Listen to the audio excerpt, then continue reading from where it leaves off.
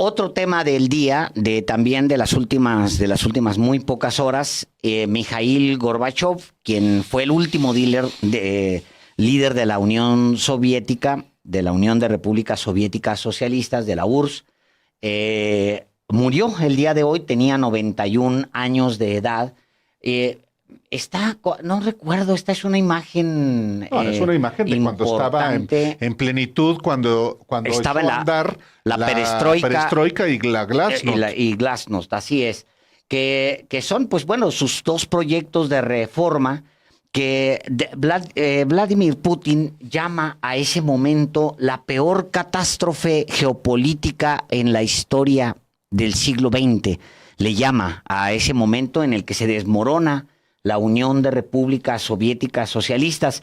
Recordemos que Gorbachev es el hombre que intenta la transición de ese gran monstruo rojo, intenta la transición hacia una economía de mercado, diluyendo al Estado y dándole más capacidad o posibilidades a los individuos. Me gusta mucho la definición que hace, ahora verás, que hace uno de sus biógrafos clásicos, William Tannenbaum, que dura muchos años, creo que dura 2 décadas haciendo su biografía, entrevistando a todos los líderes de la Unión Soviética, y él dice, la Unión Soviética se vino abajo porque Gorbachev debilitó al Estado en un intento por fortalecer al individuo. Es lo que dice en este libro que es maravilloso, Gorbachev, Vida y Época, que publica Debate, muy recomendable. Y si me permites, hay una referencia que nunca se me va a olvidar, porque luego las confusiones entre qué son los de derecha, los de izquierda, los conservadores, los liberales y demás. Y dice él dice, fíjate nada más esto, dice, en los años en los que Gorbachev ocupó el poder, se volvió una práctica habitual de los observadores soviéticos y también de los occidentales clasificar a sus opositores como de izquierda o de derecha. Los sectores de la línea dura, fíjate, dentro del Partido Comunista, el ejército, las organizaciones de seguridad incluso, y quien quiera que se resistiese a las reformas de Gorbachev,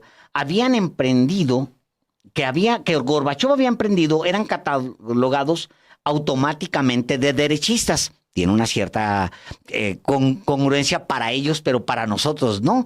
O sea, los más radicales soviéticos al interior del gobierno que se oponían a Gorbachev eran catalogados automáticamente de derechistas. Los demócratas, en especial los más radicales, que presionaban a Gorbachev para que acelerara la instauración de la economía de mercado, eran tachados de izquierdistas.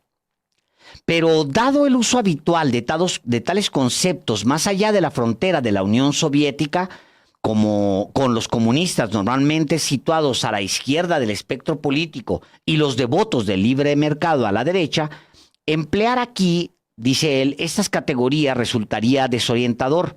Así pues, dice él, empieza narrando, me refiero por lo general a quienes se resistían a las reformas como sectores de línea dura o conservadores, aunque este último término pueda resultar a la vez confuso, y como radicales a quienes criticaban a Gorbachev por ir demasiado lento en sus empeños. A estos últimos, cuando su postura era algo más moderada, los denominaban también liberales. No, era la ruptura, es un momento muy apasionante en la historia, dependiendo de dónde lo estabas viendo. Había una gran fiesta en Occidente cuando se cae el muro de Berlín, había una gran fiesta en Occidente cuando se anuncia el glasnost y la perestroika, pero a la vez había al interior, obviamente, de la Unión de Repúblicas Soviéticas Socialistas, dos sentimientos. El primero, de los rusos, de los nacidos en Rusia, un miedo. Y luego los que estaban en las repúblicas, un sentido nacionalista. Y entonces empieza una movilización de los nacionalismos que terminan desmoronando a la Unión de Repúblicas. Celebrábamos en México y en el mundo la Navidad en 1991, cuando oficialmente queda disuelta la Unión? Es que me quedé pensando siempre en la orden de socialistas soviéticas o soviéticas socialistas. Lo vuelvo al caso porque la Unión de Repúblicas Socialistas Soviéticas, como yo siempre lo memoricé, queda disuelta oficialmente el 25 de diciembre de 1991. Y lo recuerdo perfectamente, porque efectivamente habían sido, en particular desde 1988, a los 3 años de un sacudimiento no solamente de la Unión Soviética, sino del planeta mismo. Tiene razón Vladimir Putin cuando habla de esa radical transformación geopolítica del planeta, en buena medida por el cambio que inició Mikhail Gorbachev con la Glasnost y con la Perestroika. Y también no hay que perder de vista que estaba en ascenso en el mundo ese modelo, el modelo neoliberal, que estaba instaurándose en todo el planeta, y la caída de la Unión Soviética contribuyó a que se instaurara un nuevo paradigma en el mundo. Un nuevo paradigma económico, político, social, financiero, que fue el modelo neoliberal. ¿Quiénes eran los contemporáneos de Mikhail Gorbachev que por supuesto presionaban para acelerar esa transformación de la Unión Soviética, esa disolución de la Unión Soviética, esa independización de las repúblicas que, como Ucrania, siguen existiendo hasta ahora? Bueno, de Estados Unidos estaba Ronald Reagan y era Bush padre. Así Bush es. Padre, a Bush padre le toca presenciar precisamente la caída de la Unión Soviética. En Inglaterra estaba todavía Margaret Thatcher. Así es. En Alemania... En el Vaticano, no se te olvide. No, a eso iba.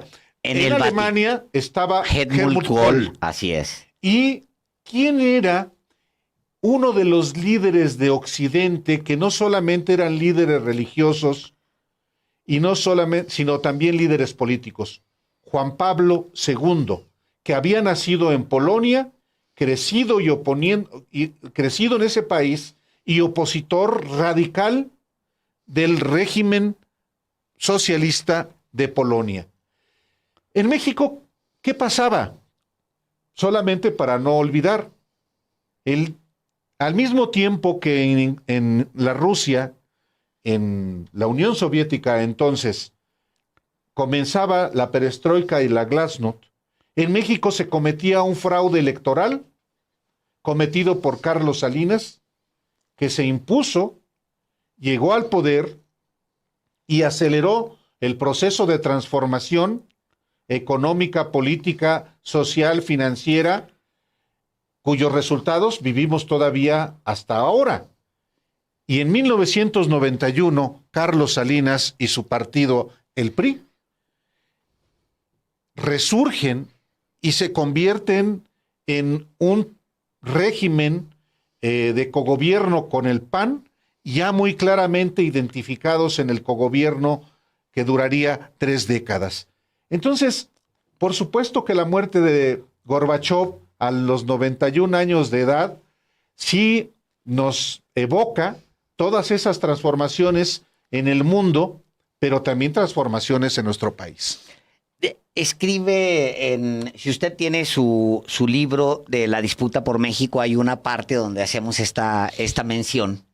Y si me lo permites, leo un par de párrafos de eso que usted tiene en su libro de la disputa por México, que dice esto, dice, bueno, este creo que lo escribí yo y viene en primera persona, que dice, mi padre pensaba que ganaría la Unión Soviética y eso dice algo.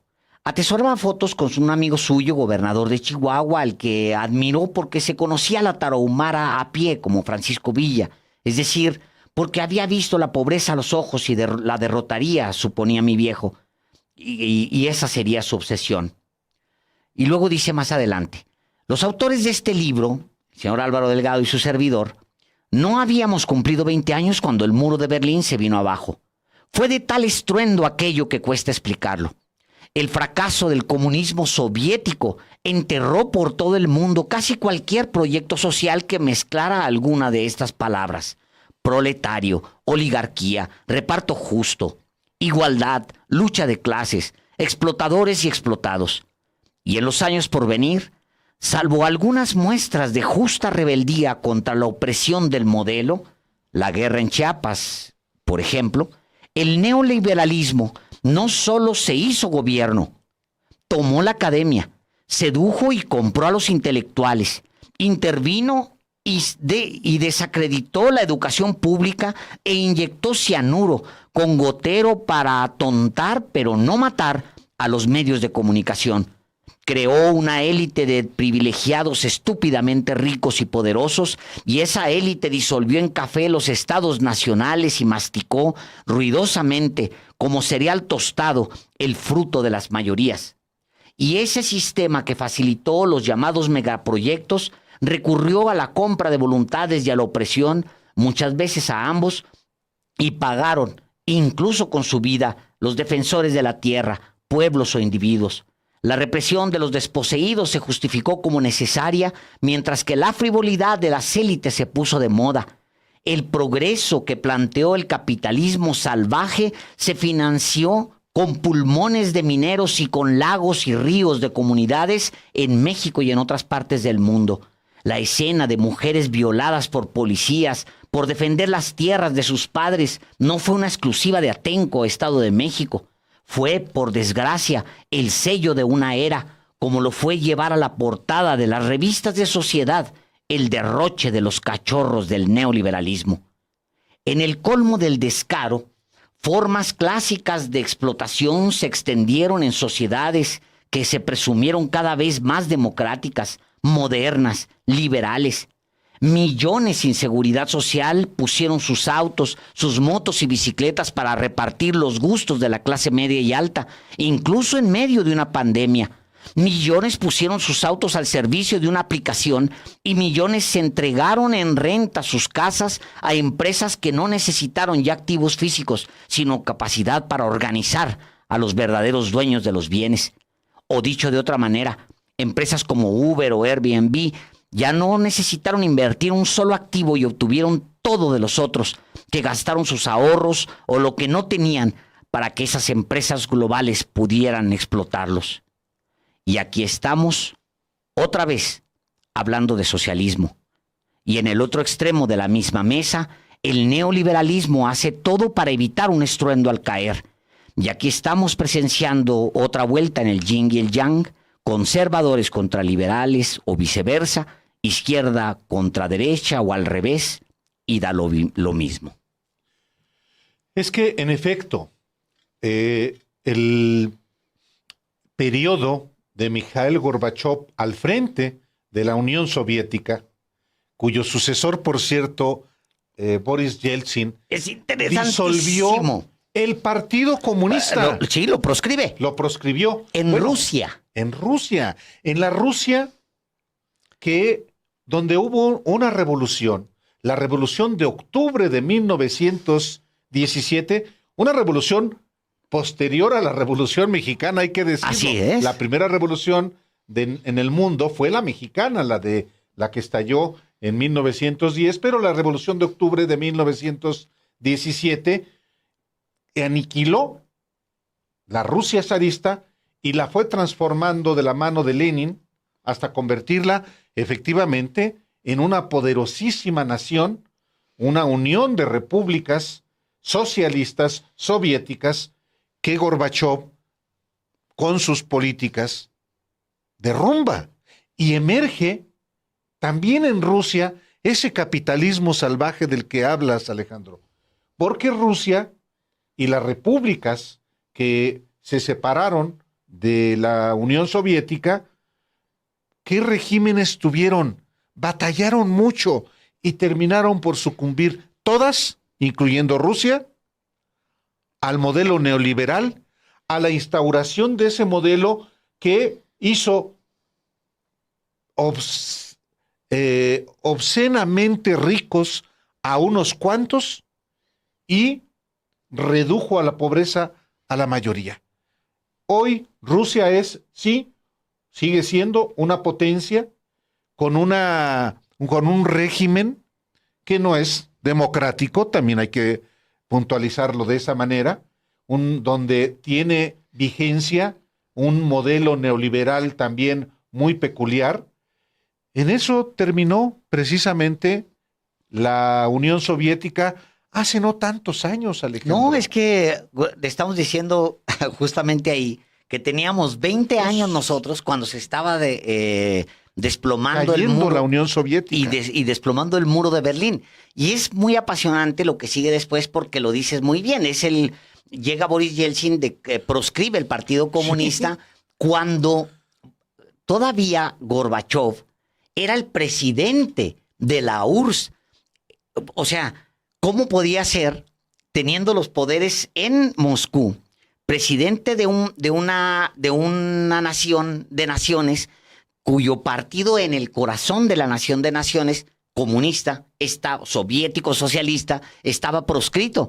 Y ahí mismo, entonces, Gorbachov se ve obligado a presentar su renuncia. Así es. Boris Yeltsin comete muchos errores, como lo dice en su última entrevista, lo dice, y a su muerte también lo dice el mismo Gorbachov, comete muchos errores, y todos esos errores se subsanan para la mayoría en el momento en que entrega el poder de manera anticipada, renuncia en un momento de madrugada, presenta su renuncia, un hombre atormentado por el alcohol, perseguido, Boris Yeltsin, claro, perseguido claro. por su alcoholismo, y se lo entrega a Vladimir Putin. Hay muchas, obviamente, teorías sobre cómo es que Vladimir Putin obliga en una madrugada a Boris Yeltsin a presentar su renuncia. La más lógica y la que, digamos, en la que hay mucha coincidencia es que Vladimir Putin, viniendo de la KGB, tenía y tiene, pues, información que no tiene nadie. Así es. Entonces lo dobló y lo obligó a presentar una renuncia. Es un periodo extraordinario el que es inmediato, anterior, que evoca el evento que se da hoy, la muerte de Mikhail Gorbachov, el último líder, pero también quien termina disolviendo la Unión de Repúblicas Soviéticas Socialistas, o socialistas soviéticas, como dice el compañero, el camarada Álvaro Delgado. A ver, voy a buscarlo porque... Sí, no, es que se usa de manera indistinta. Es correcto. Yo lo recuerdo perfectamente porque... Socialistas soviéticas, dice aquí un la texto. Unión de Repúblicas Socialistas Soviéticas, pero también lo he escuchado muchas veces. Soviéticas socialistas. Soviéticas socialistas, sí. Y yo recuerdo mucho en el 88, yo estaba en la carrera, pero por supuesto... esa etapa de transformación, fueron 3 años de la Unión Soviética, y lo que también, por supuesto, ocurrió en Alemania con el muro de Berlín, que quizás sea una de lo emblemático en imágenes del fin del socialismo realmente existente, como se le llamaba. Un modelo que tuvo muchos abusos también, muchísimos abusos, y que los proyectos reformistas socialistas que, digamos, estaban al margen o fuera de la órbita soviética, como Checoslovaquia, por ejemplo, fueron aplastados. Sí. En particular Checoslovaquia. Sí, bueno, en mayo de 1968... En la primavera de Praga. En la primavera de Praga, que narrado, y bueno, por varios autores, pero ahí se dan muchos golpes. Creo que otro de los errores muy desgastantes, porque pues sí, había golpes, pues, ¿no? O sea, y había otros estados que los mantenían intocados. Por ejemplo, Yugoslavia. Tito era un socialista y mantenía una unión de repúblicas en Yugoslavia. Por eso se le conoce como balcanización. Si usted escucha de repente lo que se oye como se dice balcanización, es esta separación en los Balcanes de países que se da a partir de la muerte de Tito. Eso pasa en Yugoslavia, la balcanización se le conoce, es un término muy, muy común en la política. Bueno, déjame decirte de la Unión de Repúblicas Soviéticas Socialistas. Formalmente, Álvaro, es al español Unión de Repúblicas Socialistas Soviéticas. Es Unión de Repúblicas Socialistas Soviéticas, aunque también se utiliza de manera distinta, porque pero en el ruso es soviético socialista. Ya. En el ruso es Sovietsky Soyuz. Por eso es la confusión de que uno se usa de una manera. Al final de cuentas, en ese caso ni siquiera el orden altera el orden de los factores, no altera el producto. Es como uno está acostumbrado a decirlo, pero sí, pues hoy muere un hombre que efectivamente pasó la historia. Para unos es el gran líder, sobre todo Occidente lo vio siempre como el hombre, el gigante que echó abajo la cortina de hierro. Sí, pues sí, y fue un hombre que terminó por aplastar una utopía. Esa utopía de que era posible algo distinto al modelo capitalista. Y, por supuesto, con la caída de la Unión Soviética, se cancela en buena medida la posibilidad de una alternativa al capitalismo. Irrumpe la socialdemocracia en la idea de no ser capitalistas o vivir en el capitalismo, pero con sentido social. Muy a la idea del socialismo con rostro humano, que era lo que propugnaba el socialismo en Checoslovaquia, que fue aplastado efectivamente por la Unión Soviética, y los propios excesos de la Unión Soviética y de los países como Polonia, como Rumanía, como otras repúblicas efectivamente de Europa Oriental, como la propia Alemania Oriental, que más que generar condiciones atractivas para otros países, pues la repelía por un control brutal del Estado. Sí, y bueno, comete errores fundamentales. Creo yo que uno de los principales errores híjole, el siglo XX está lleno de errores al interior y reconocidos por ellos mismos. Recordemos que el mismo Lenin decía en su última carta, no dejen al frente del partido a Stalin, que es la última carta, creo que es del 21, de 1921, les dice, no le dejen el poder a ese hombre, a un muyik, no se lo dejen, y se lo dejan. Se lee la carta en un congreso, pero mutilada, y termina imponiéndose Lenin. Primero Stalin, la troika, porque él avanza en la idea de que sean tres líderes, ¿no? La troika. Y luego después, obvio, empieza a eliminar a uno por uno hasta Trotsky, que se termina. Por ejemplo. Sí, Trotsky, que ya no era parte de la troika, pero él y otros los elimina. Trotsky termina viniéndose a México huyendo de ese modelo. Y aquí sí le dan chicharrón. Qué barbaridad. Aquí, en esas tierras. Sí. Sí. O sea, es parte también de la historia. Por eso, pues, pensamos, Alejandro y yo, que era importante a la muerte de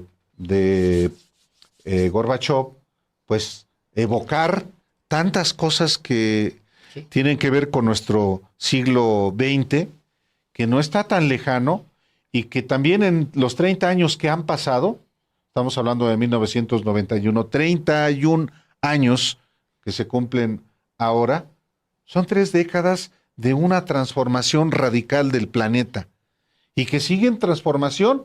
Bueno, 3 décadas después hay una guerra entre Rusia y Ucrania en el contexto de una pandemia que no concluye y que le está y que está afectando a todo el planeta. La inflación tiene que ver con eso. Y la inflación no solamente de México, sino del mundo.